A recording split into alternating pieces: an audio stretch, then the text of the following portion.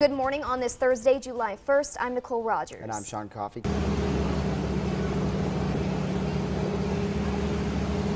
Two people are dead and one lane remains closed here on I-81 southbound in Schuylkill County. A very dreary day and unfortunately lots of rain to come. So let's take a look at the radar. The FDA approval of the Pfizer vaccine removes a significant legal and public relations barrier for businesses and government agencies. This morning, the U.S.'s longest war has officially come to an end. The Taliban now have full control of Afghanistan and the last U.S. troops left the country. A father and daughter were found alive this morning after their plane crashed in the woods overnight. They're alive this morning all because of an iPad. Right behind me is a 28.5-foot Christmas tree that is going to embark on its journey to Washington, D.C. this morning. Hi, we got some mail. Yes. Woo! Lots of sunshine, minimal cloud coverage, and as we go into tonight, we're going to be in the low 50s, clear skies, an absolutely beautiful night ahead. The thousands of families will have a Thanksgiving meal today thanks to a decades-old tradition in Lackawanna County.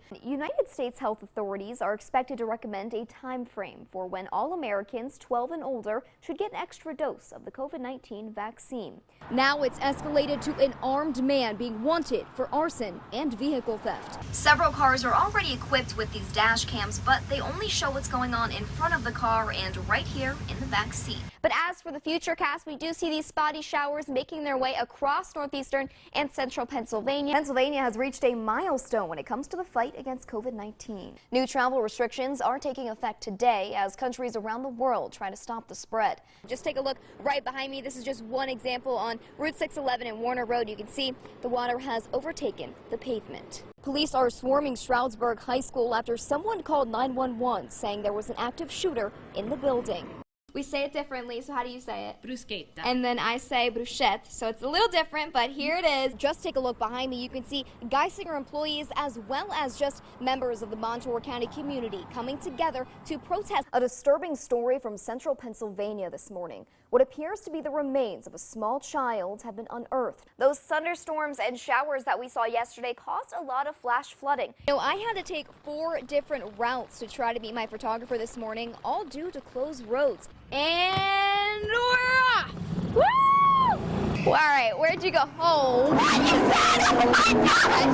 and if you take a look behind me, they are finally putting the final touches on the road that is expected to open today. We'll get to our top stories in just a moment, but first, Eyewitness weather forecaster Joe Rook joins us now with the forecast. So you're telling me we're going to have a pretty good Thanksgiving. In other news, the former director of Luzerne County Children and Youth has pleaded guilty to the charges against her. I'm here on the corner of Dennis Road and Route 371 in Lebanon Township, where a 2-story business is now in shambles. Over 200 Stroudsburg residents are now seeking shelter after being evacuated from these homes right behind me this morning.